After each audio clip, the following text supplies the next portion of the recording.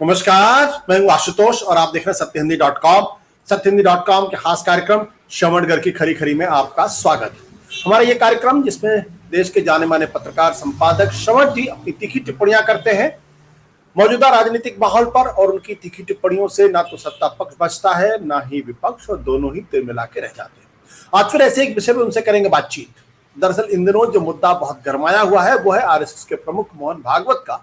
जिस तरीके से अहंकार, मर्यादा और सहमति और प्रतिपक्ष के सवाल पर उन्होंने नरेंद्र मोदी और भारतीय जनता पार्टी पर टिप्पणी की है, उसको इस संदर्भ में देखा जा रहा है कि भारतीय जनता पार्टी नरेंद्र मोदी के नेतृत्व में 240 सीटों पर सिमट गई है और भारतीय जनता पार्टी की मात्र संस्था आरएसएस इस बात से संतुष्ट नहीं। उसको लगता है कि भारतीय जनता पार्टी नरेंद्र मोदी के नेतृत्व में थोड़ा भटकती हुई दिखाई पड़ रही है।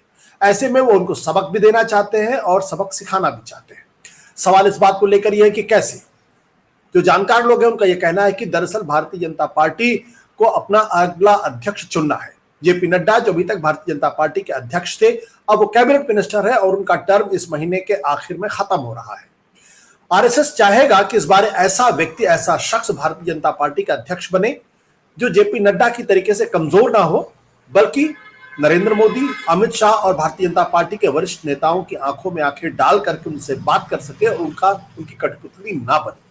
क्या यह संभव हो पाएगा? क्या नरेंद्र मोदी, भारतीय जनता पार्टी और आरएसएस और मोहन भागवत के इस दबाव में आएंगे? यही आज का मुद्दा, जानेंगे श्रवण जी। श्रवण जी, आपका बहुत बहुत स्वागत है आपके अपने ही कार्यक्रम में।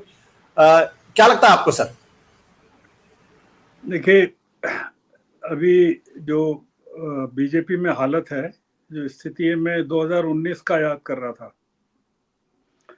कांग्रेस की बुरी हार के बाद राहुल गांधी पर जिस तरह से पिल पड़े थे लोग, हार के कारणों की जांच के लिए, और राहुल गांधी को जो जिम्मेदार ठहराया गया था।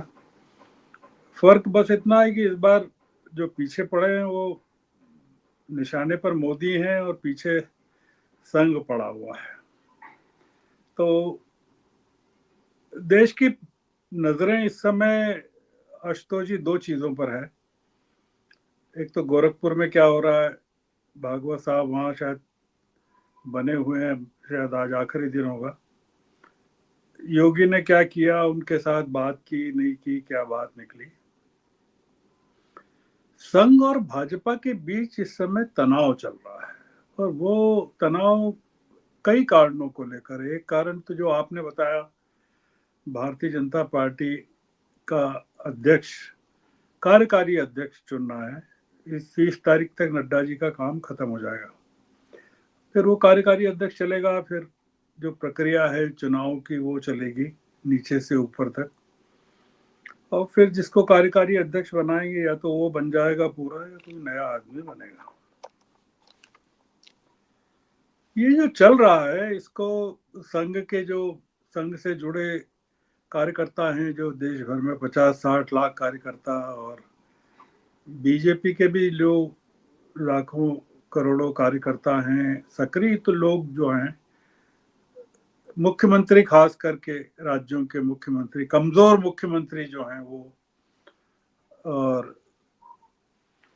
प्रदेश अध्यक्ष जो हैं वो, तमाम लोग देख रहे हैं कि ये जो चल रहा है उसका परिणाम, रिजल्ट क्या निकलता है जी। कुछ लोग इसको ये भी कह रहे हैं ये मिली जुली कुश्ती है, शक्ति परीक्षण नहीं है, ये चुनाव परिणामों से निराशा से निपटना और ध्यान बटाने का एक मिली जुला प्रयास है, नूरा कुश्ती जिसको कहते हैं। कुछ लोग कहते हैं कि नहीं, ये बहुत सीरियस मामला है।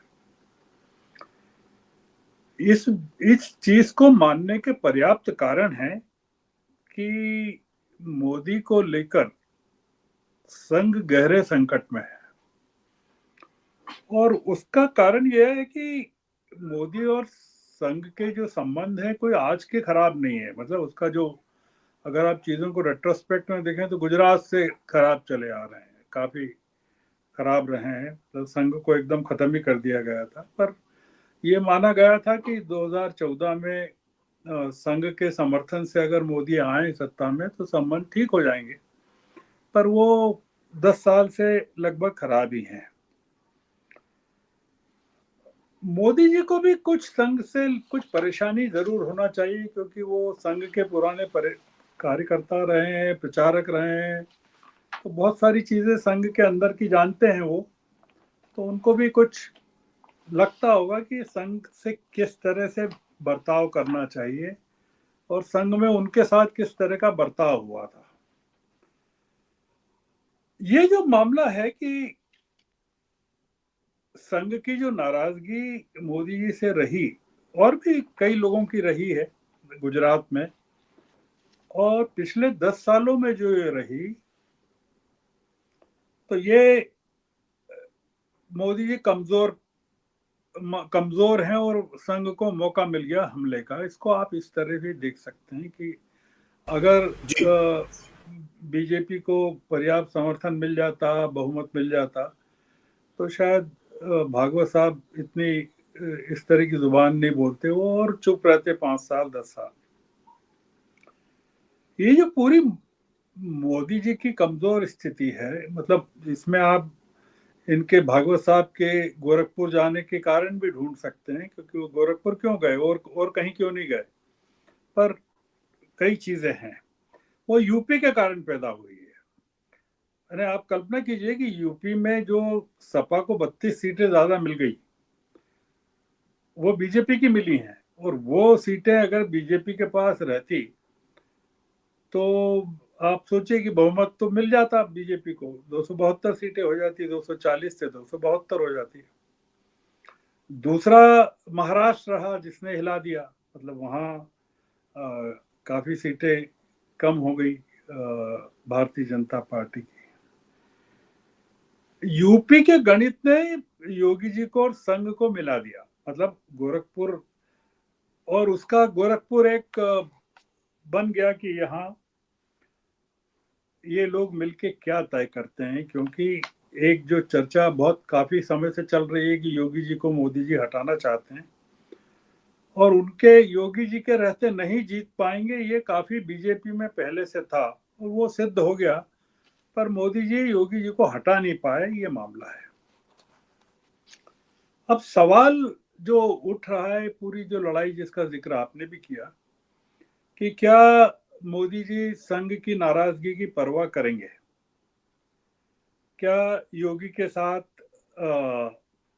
मतलब योगी को हटाने की स्थिति में या और कारणों से उनके साथ कोई खड़ा होगा कि नहीं होगा, और क्या योगी को अल्टीमेटली मुख्यमंत्री पद छोड़ना पड़ सकता है कि नहीं। क्योंकि उत्तर प्रदेश के चुनावों को लेकर, या उत्तर प्रदेश में जो उपचुनाव हो रहे हैं अभी, 9-10 सीटों के हो रहे हैं, वो काफी क्रूशियल हैं, और अगर उसमें भारतीय जनता पार्टी को और ज्यादा नुकसान हो जाता है तो उसका इम्पैक्ट जो है वो 2027 के विधानसभा चुनाव पर पड़ेगा। जी मेरा ऐसा मानना है, एक जो अनुमान है कि मोदी जी परवाह नहीं करेंगे। मतलब ये जो चल रहा है पूरा का पूरा मामला, कई लोगों का मानना है कि मोदी जी को झुकना पड़ेगा, या दूसरा मेरा ये मानना है कि योगी जी के साथ कोई इसलिए खड़ा नहीं होगा कि अभी भारतीय जनता पार्टी के पास मोदी जी के अलावा कोई चेहरा नहीं है जो चुनाव को जितवा सके या चुनाव में खड़ा हो सके। और ये भी मेरा मानना है कि योगी जी को पद छोड़ना पड़ सकता है, मतलब छोड़ देना भी चाहिए अगर वो मानते हैं कि वो उत्तर प्रदेश में। इसके पीछे मेरा ये कारण है आशुतोष जी कि गुजरात में जो अभी चुनाव हुए लोकसभा के, उसमें एक बड़ा टेस्ट केस हुआ था। वो टेस्ट केस ये हुआ था कि जो गुजरात में राजकोट की सीट है उस पर पुरुषोत्तम रूपाला जी को खड़ा किया था बीजेपी ने, और उन्होंने राजपूत कम्युनिटी को लेकर और पुराने महाराजाओं को लेकर कुछ ऐसा बयान दे दिया था जिसके कारण क्षत्रिय समाज पूरा का पूरा नाराज हो गया था उनके ब्रिटिश लोगों से, अंग्रेजों से संबंधों को लेकर या तमाम चीजों को लेकर। और फिर ये आंदोलन चला, वहाँ काफी लंबा चौड़ा चला, और ये एक बात चली कि भाई अब तो पूरा क्षत्रिय समाज जो है गुजरात का, क्योंकि सारे महाराजा जो हैं गुजरात में या और जगह या राजपूत जो हैं, उसकी आवाज जो सुनाई दी थी वो राजस्थान में भी सुनाई दी और उत्तर प्रदेश में भी सुनाई दी। और ये लगा था कि मोदी जी रूपाला जी को हटा लेंगे, क्योंकि क्षत्रियों की मांग थी कि रूपाला जी का कैंडिडेचर वापस लेना चाहिए। मोदी जी ने उनको नहीं हटाया, जी न सिर्फ नहीं हटाया, रूपाला जी जीत भी गए, काफी मतों से जीत गए। तो एक जो चीज मोदी जी को लेकर एक लोगों को पता भी है और लोग जानते भी हैं, वो ये कि वो इस तरह के दबाव में नहीं आते हैं। अब इसका एक मुद्दा ये है कि क्या इसका नतीजा क्या होगा। अब जो ये आपने कहा और जो ये है कि ये पूरा का पूरा प्रकरण प्रकट होगा नड्डा जी की जगह किसको ये लाते हैं, क्योंकि वो बड़ा क्रूशियल है। क्योंकि क्रूशियल इसलिए है कि संघ का मानना है कि जो बीजेपी के प्रेसिडेंट की पोस्ट, संघ का मानना हो सकता है कि संघ के प्रेसिडेंट की पोस्ट जो है वो बहुत इंपॉर्टेंट है, और उसके लिए संघ के लिए भी बहुत इंपॉर्टेंट है कि संघ और भाजपा के बीच किस तरह के सम यानी हुआ तो ये था कि वो नड्डा जी को भी संघ अपना ही आदमी मानता था, पर वो जो जिस तरह की खटास पैदा हुई और जिस तरह नड्डा जी ने दल बदल एक तरह से संघ के लिए कर लिया, तो जो बयान दिया था वो तो नड्डा जी ने दिया था ना, जो इंडियन एक्सप्रेस को इंटरव्यू दिया उन्होंने जी जी कि भाई हमको अब संघ की जरूरत नहीं है वगैरह वगैरह। शक्ति परीक्षण का जो मुद्दा है उसमें ये कि प्रेसिडेंट कौन होगा, ये है पूरा का पूरा मुद्दा। और जो अभी नाम सामने आ रहे हैं वो तो एक सुनील बंसल जी का आ रहा है और एक विनोद तावड़े जी का आ रहा है ना, मोटे तौर पर। सुनील बंसल बंगाल के प्रभारी रहे हैं, उड़ीसा के रहे हैं, तेलंगाना के रहे हैं। तो बंगाल में वो कुछ कर नहीं पाए, उड़ीसा में सरकार बन गई, तेलंगाना में भी परफॉर्मेंस ठीक हो गया। और दूसरा जो नाम है तावड़े जी का है, मराठा लीडर हैं और महाराष्ट्र में चुनाव है, और महाराष्ट्र में मराठा कम्युनिटी काफी नाराज है, मतलब कई चीजों को लेकर नाराज है। अब इसमें जो पॉइंट ये है कि क्या आरएसएस, मतलब बंसल साहब का भी आरएसएस से ताल्लुक रहा है और तावड़े जी का भी रहा है, विनोद तावड़े का भी रहा है। क्या आरएसएस इनके नामों पर, क्योंकि बंसल नजदीक हैं इनके मोदी जी के, शाह साहब के वगैरह के, और क्या आरएसएस इस तरफ देख रहा है कि क्या गडकरी नहीं हो सकते या शिवराज सिंह चौहान नहीं हो सकते। जी ये पूरा का पूरा मुद्दा, क्योंकि इसमें जो पॉइंट है वो ये कि महाराष्ट्र को बचाना जरूरी है, जो बीजेपी संघ के लिए और बीजेपी के लिए भी है, पर संघ के लिए ज्यादा है। और संघ को लगता है कि उसकी पसंद का आदमी होना चाहिए, ऐसा गडकरी जी पहले रह चुके हैं। और संघ के मामले में ये भी है कि वो प्रेसिडेंट को, पार्टी प्रेसिडेंट को प्रधानमंत्री पद के लिए नरेंद्र मोदी के विकल्प के रूप में भी देखता होगा। अब जो संघ की चिंता क्या है, संघ की चिंता जो हम लोगों को नजर आती है दूर बैठकर, वो नजर आती है कि महाराष्ट्र में और हरियाणा में जिस तरह की स्थितियां हैं उसमें बीजेपी का बहुत नुकसान हो जाएगा, और अगले साल बिहार में हो जाएगा, झारखंड में हो जाएगा, दिल्ली में भी चुनाव है। ये तमाम चीजें इंडिकेट करेंगी कि बीजेपी की कमजोर होना या बीजेपी का सत्ता से बाहर जाना would ultimately hit RSS. RSS खत्म हो जाएगा। आरएसएस सबसे ज्यादा राहुल गांधी से डरता है कि सबसे पहले निशाने पर अगर आया तो आरएसएस आएगा। मुझे आश्चर्य हुआ कि आज एक आलेख मैंने पढ़ा इंडियन एक्सप्रेस में इस पूरी कंट्रोवर्सी पर, जो संघ और बीजेपी को लेकर, और उसमें एक थ्योरी ये बताई गई कि इंदिरा गांधी को 1980 में चुनाव में संघ ने समर्थन दिया था और 1984 में राजीव गांधी को दिया था। ये पूरा का पूरा एक मतलब एक तो आउट ऑफ कॉन्टेक्स्ट है कि इस समय इस चीज को क्यों उठाना चाहिए इस संदर्भ में आरएसएस और बीजेपी की कंट्रोवर्सी। दूसरा ये कि 1980 में जो जहां तक मुझे ध्यान है वो दोहरी सदस्यता को लेकर जनसंघ के लोगों ने जनता पार्टी से अपने आप को हटा लिया था और सरकार गिर गई थी जी। और तो संघ मतलब संघ को तो खुश होना चाहिए कि हमारे कारण ये लोग इन लोगों ने सत्ता छोड़ दी, तो संघ के समर्थन का तो कोई गांधी को समर्थन नहीं।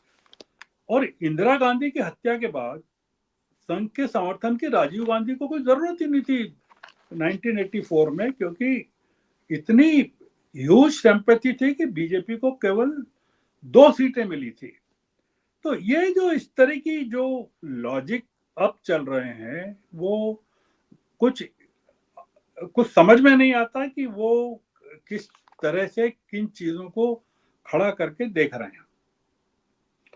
तो हम जो पूरी बात को अब खत्म करना चाहते हैं कि ये अब अल्टीमेटली क्या हो रहा है और क्या होगा, वो जो दिख रहा है वो आशुतोष जी ये है कि मोदी जी को बाहर और भीतर और दोनों तरफ से चुनौतियां अब मिल रही हैं ज्यादा। जी। और जी। आपने या हम सब ने नोटिस नहीं किया, काफी लोगों ने किया कि शिवराज सिंह जो हैं मंत्री बनने के बाद जब पहली बार भोपाल लौटे तो वो ट्रेन से लौटे और जबरदस्त उनका स्वागत हुआ वहां स्टेशन से लगा के उनके घर तक। एक पैरेलल समानांतर मोदी जी के समानांतर भारतीय जनता पार्टी में अंदर ही अंदर सत्ता बन रही है और भारतीय जनता संघ जो है उसमें भी एक टूटन पैदा हो रही है। ये जो पूरा का पूरा जी। मामला है उसमें एक चीज ये भी देखना चाहिए, बहुत कम देखा गया है कि चुनाव नतीजों के बाद अमित शाह जी ने, नड्डा जी ने और तमाम लोगों ने संघ के जिन लोगों से बातचीत की परिणामों को लेकर, वो भागवत से नहीं की, भागवत के समानांतर संघ में एक जो सत्ता बीजेपी ने खड़ी की है या कर रही है कि जिसमें हसबोल हैं, सुरेश सोनी हैं, अरुण कुमार हैं, बीएल संतोष हैं, उन लोगों से उन्होंने ओपनिंग की है। हमको इन चीजों में एक चीज ये भी पढ़ सकते हैं हम कि भारतीय जनता पार्टी या मोदी जी क्या संघ को भी तोड़ना चाहते हैं या संघ में मोहन भागवत को संघ से आइसोलेट करना चाहते हैं। और भागवत की पीड़ा इस चीज को लेकर भी हो सकती है कि उनके लिए भी डू एंड डाई है और योगी के लिए भी डू एंड डाई का टाइम है। तो ये इस समय जो चल रहा है संघ और बीजेपी में वो बहुत सीमित नहीं है, उसके बड़े डायमेंशंस हैं और उसमें काफी चीजें इन्वॉल्व हैं। 18 करोड़ जी।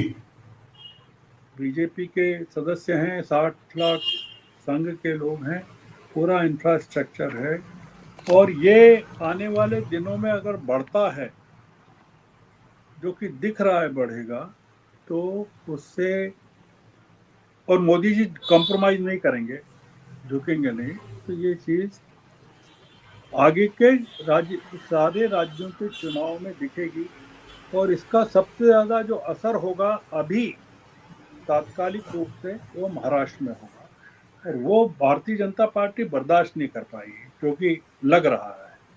तो इससे अल्टीमेटली जो फायदा होने वाला है वो मुझे लगता है कि राहुल गांधी को होगा और हो सकता है कि भागवत साहब राहुल गांधी की मदद करना चाहते हो, जैसा कि कहा गया है कि संघ ने राजीव गांधी की मदद की थी और इंदिरा गांधी की थी, तो एक मौका आया है राहुल गांधी की भी, वो शायद मदद करना चाहते हो इतिहास में किसी उल्लेख के लिए। जी धन्यवाद। धन्यवाद। Thank you.